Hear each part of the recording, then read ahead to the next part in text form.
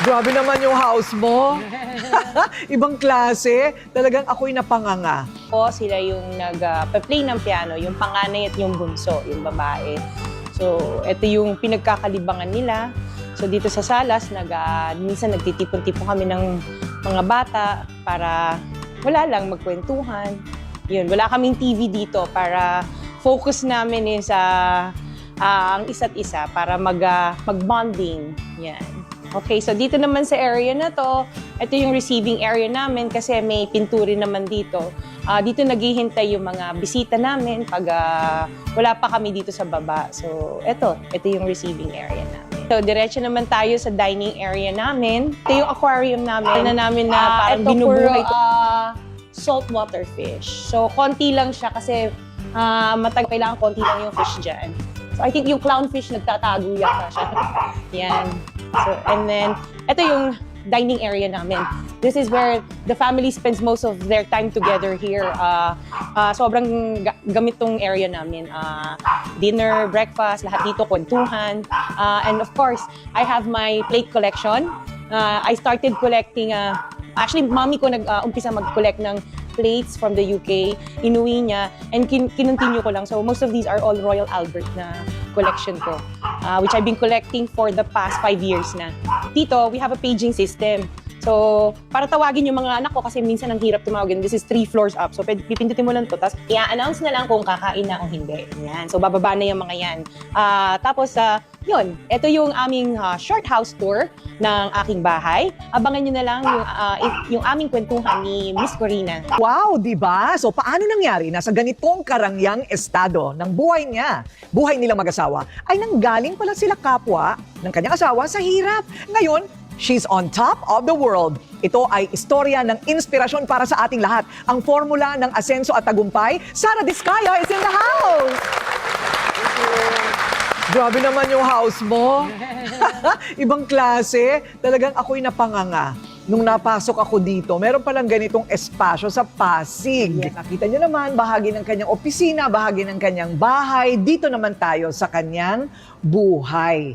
Hindi mo iisipin, born in London, Yes. England. Yes. Tama? Tama. O, ipaliwanag mo kung bakit. Yung mom ko, dati siyang OFW sa UK, and then kinuha niya yung dad ko doon. Yun, kaya kami doon pinanganak. Ayun. Sister Ilan kayo ko. magkakapatid?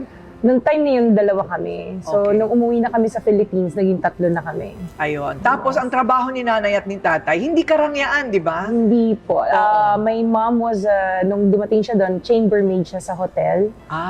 So, naglilinis siya ng mga rooms. And then yung dad ko, isang waiter. Sa wow! hotel din. Yes. Ang galing. Doon din sa hotel na yon. Magkahiwalay sila ng hotel. Pero doon parehong parang hotel and restaurant ang kanilang Yes.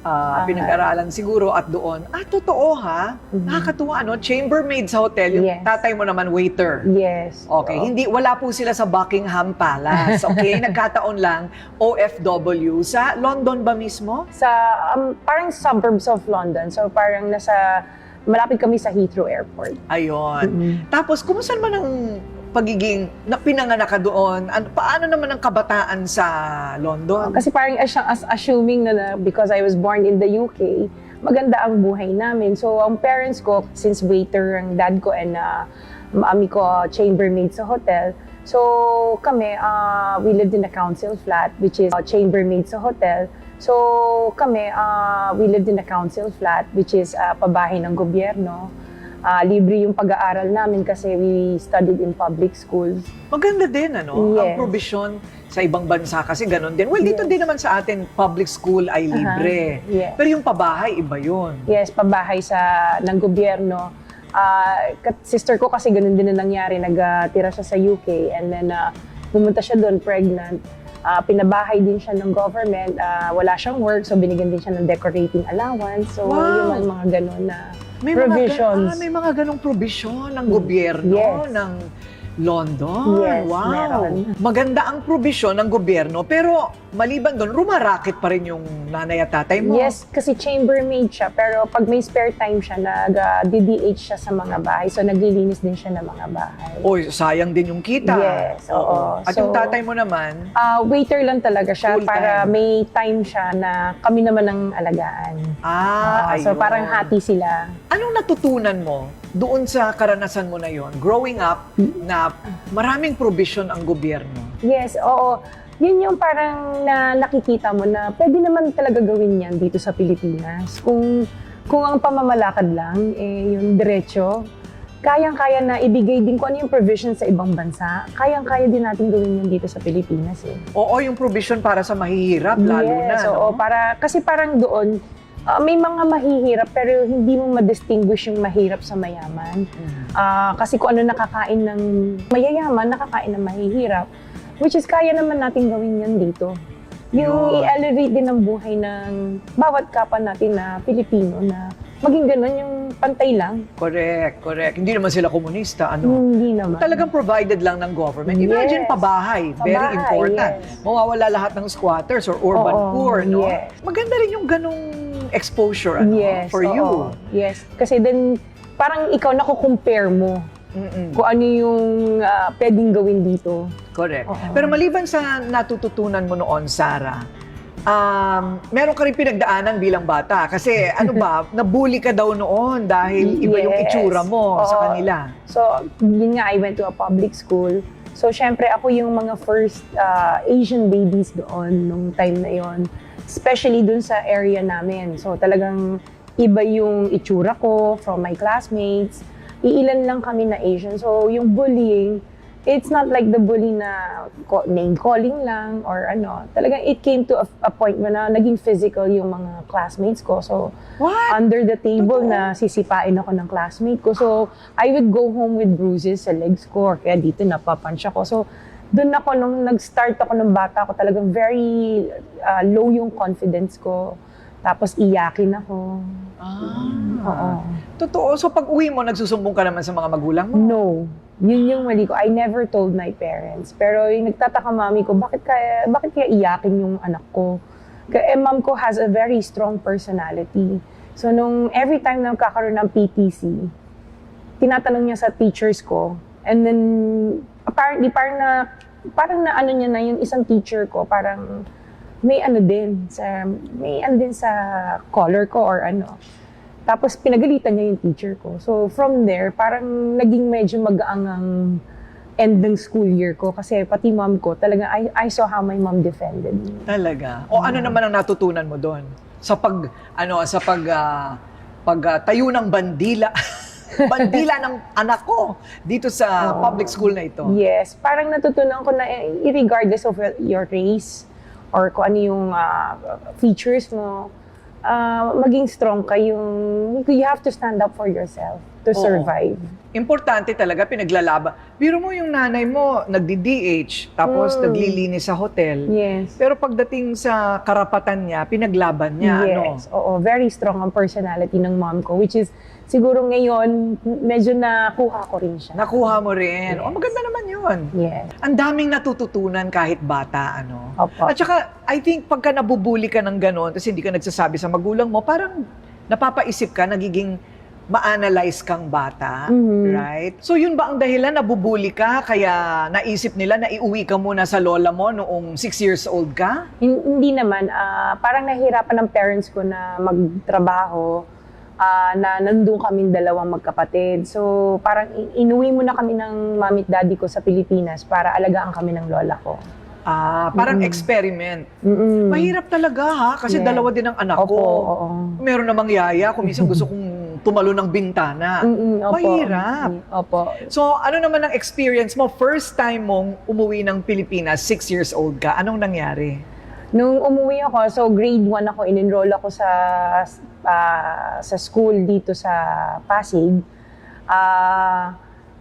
Na iba-iba yung teaching dito kasi doon parang play teaching. Dito seryoso palang pag-aaral dito. Sobrang bookish ang pag-aaral dito.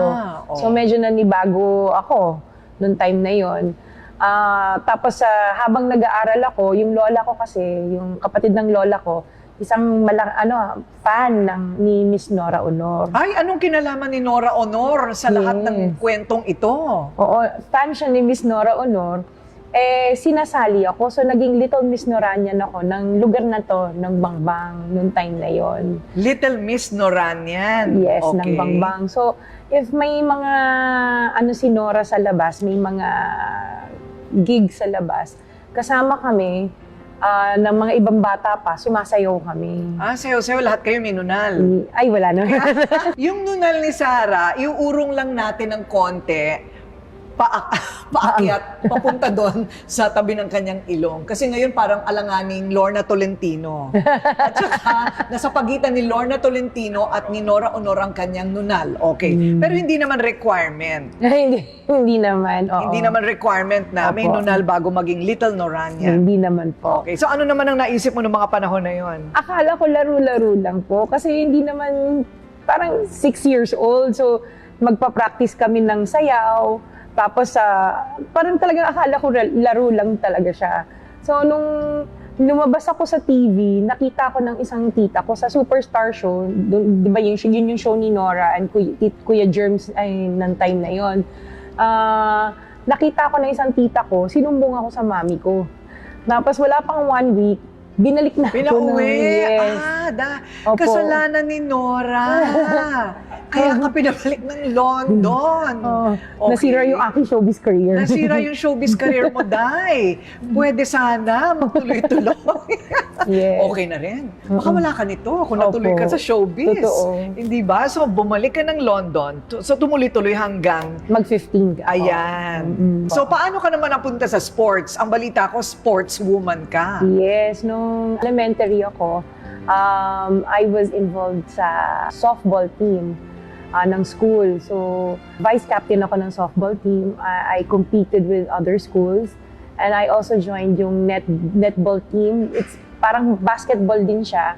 Pero pag hawak mo yung bola, bawal ka nang gumalaw. So, it's a British sport. No? So, yun yung naging sport ko, and I was part nung track and field namin. Wow! Nung high school, and I was the second fastest girl in school. Totoo nga. Oo. Siguro meron ka rin gustong patunayan. Yes. Oo. And doon ko parang na-feel na, ay, you're welcome ka pala sa community namin pag sports. Oo. So, talagang ginawa ko yung best ko sa sport. O dyan naman, sa part naman na yan, ano naman ang natutunan mo sa part na yan? Kasi biro mo dati, inaapi ka.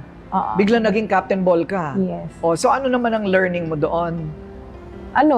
Kailangan na maging sport maging sport ka sa mga classmate mo. Kasi parang natutunan ko doon na sila pala, pagdating sa sport, talagang kailangan marunong ka makisama sa bawat iba-ibang Ayun, nila. pakikisama. Yes. Yung pakikisama sa tao, importante. Yes po. Oo. Aside from excelling, di ba? Kung gagawa ka rin lang naman ng isang bagay, ikaw na maging number 1. Hindi ba? Parang yun ang naging prinsipyo mo, buong buhay mo, kaya ganito kalaki ang building mo. Hindi ba? So all's well.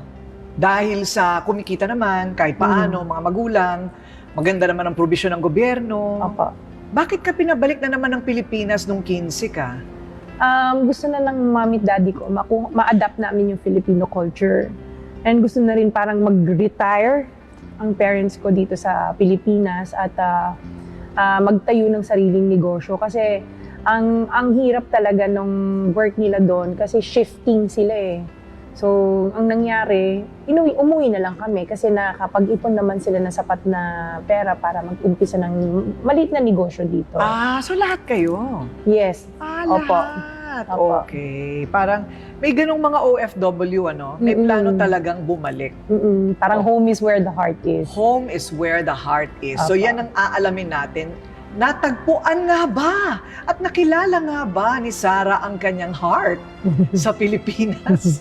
Okay ang segue, no? O sige, usapang pag-ibig naman ang susunod.